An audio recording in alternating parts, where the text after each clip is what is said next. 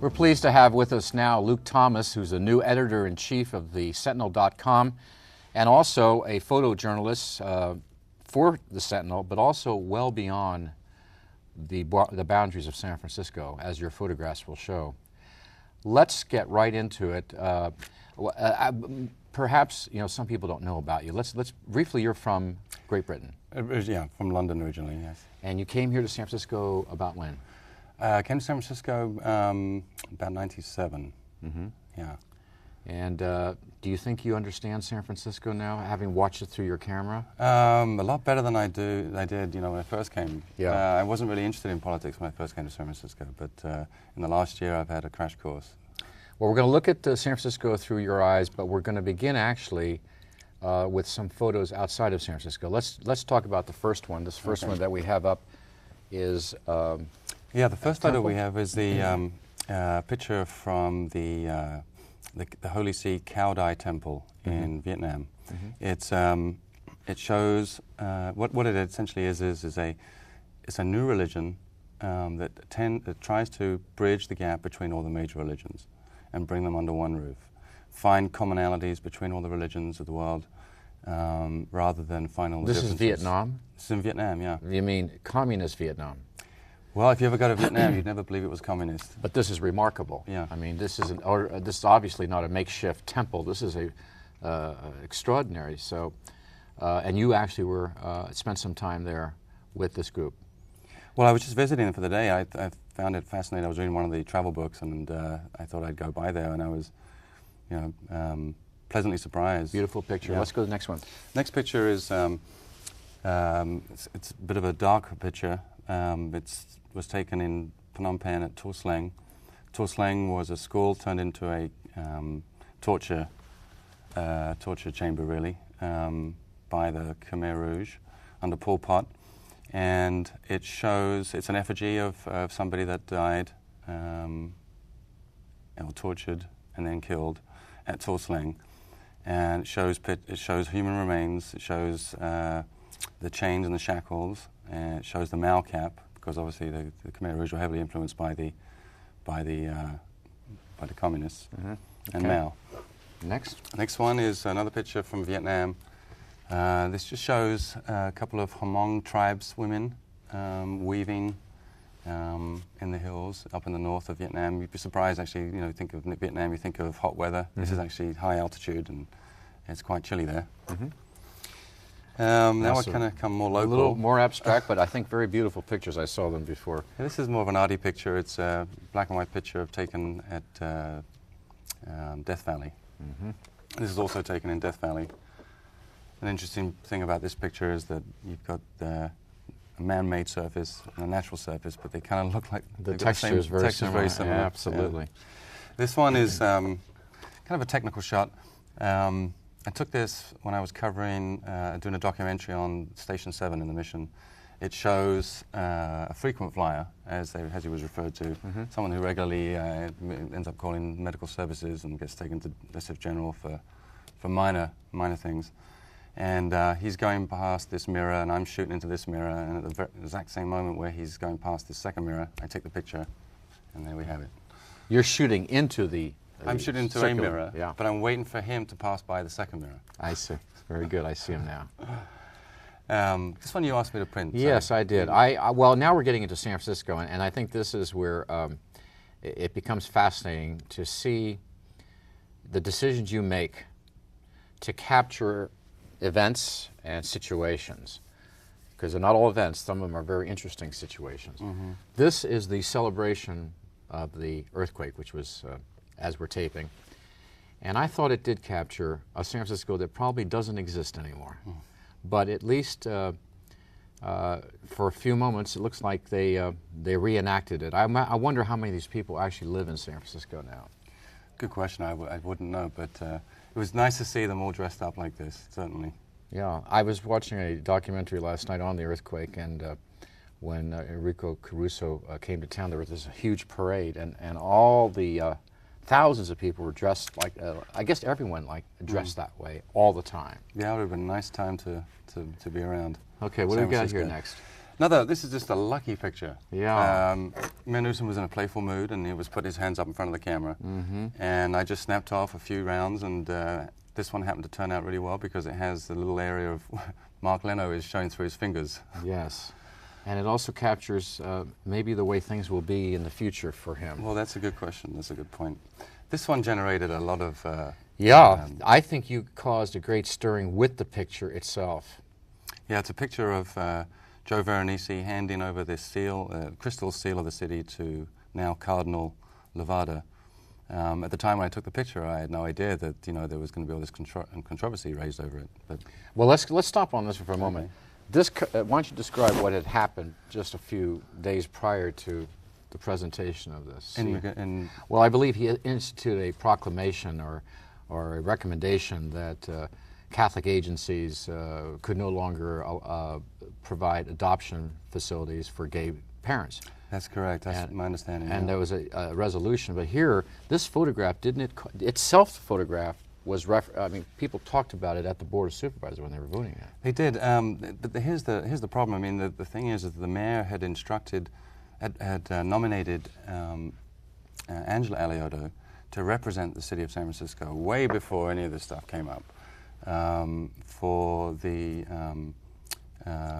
ceremony related to the cardinalization of Levada. Now, Angela Alioto couldn't go at the last minute, so she nominated her son to represent the city.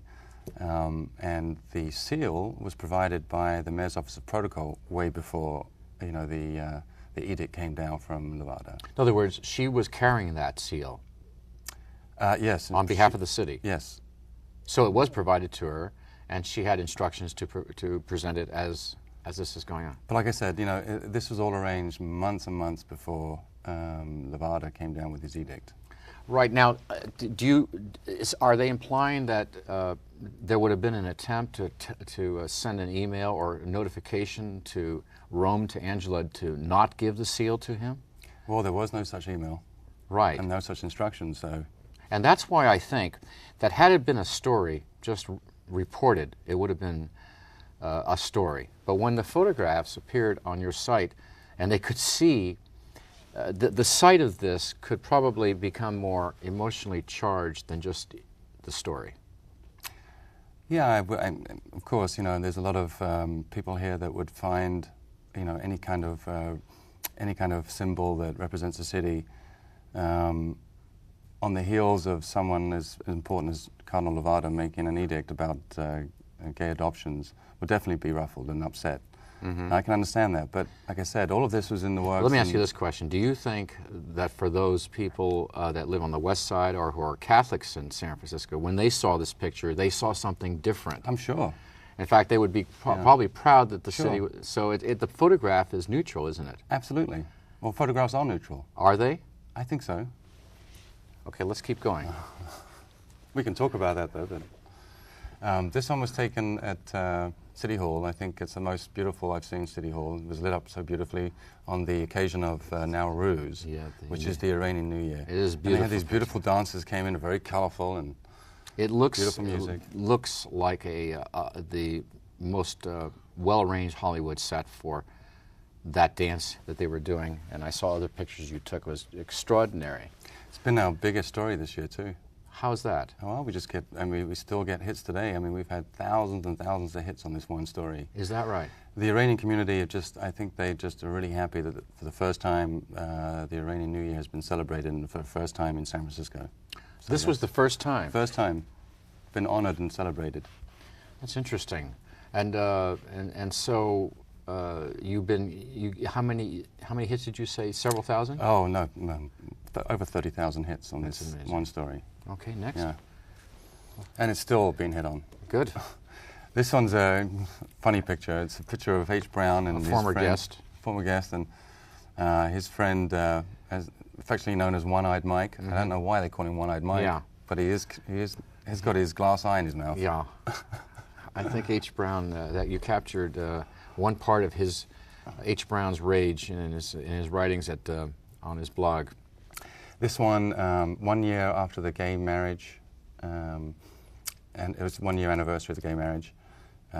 It's a beautiful picture showing some real hopeful faces and And again, this was before the court case that that came down that ended this joy that they're showing in their eyes. Really, yeah. Mm-hmm. And then, No matter how you feel about the issue, the picture captures definitely the pride of those individuals, doesn't it? absolutely.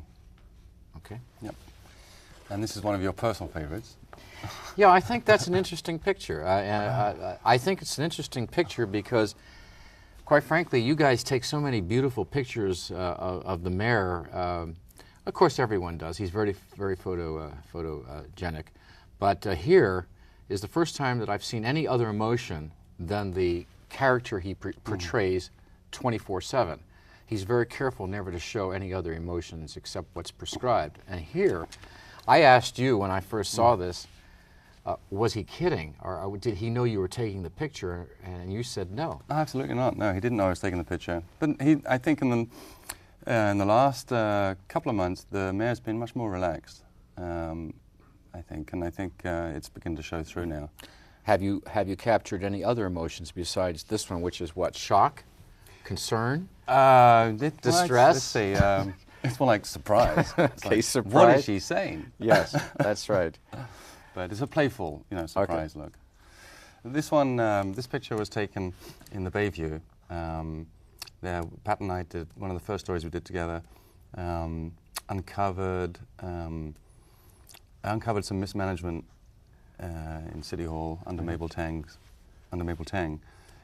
Some property was sold to a developer for one price, and then it was shortly thereafter revalued almost double the price. And we uncovered the story, and Mabel Tang disappeared. This is the property? This is the property itself. And this was part of the story that you Yes. both did? Right. And she resigned a few days after the story was released. I see. And she was supposed to show up in a meeting, but she never, in a commissional hearing, and she didn't show up. Mm-hmm. We're kind of getting towards the end. Again, well, we're working towards it. Yeah, This one we is, have about a minute left. is that all? Yeah, Okay, so let's see. show me your favorite of those that are... Well, let's... Well, let's just quickly run through them. Okay. Pro-life, pro-war. Yeah. This is the moment where the mayor, SanFrancisco, Yeah. won the headquarters of the Stem Cell Institute. Yeah.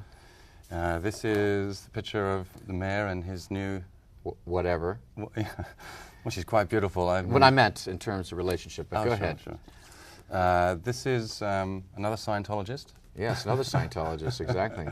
With picture with Franco, who is on the mayor's security detail. And of course, the last picture, Yes, last but not last least, picture.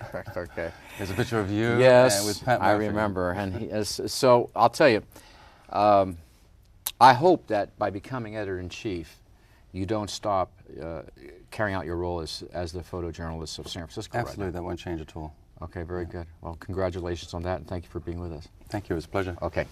Luke Thomas. Stay with us. We'll be right back.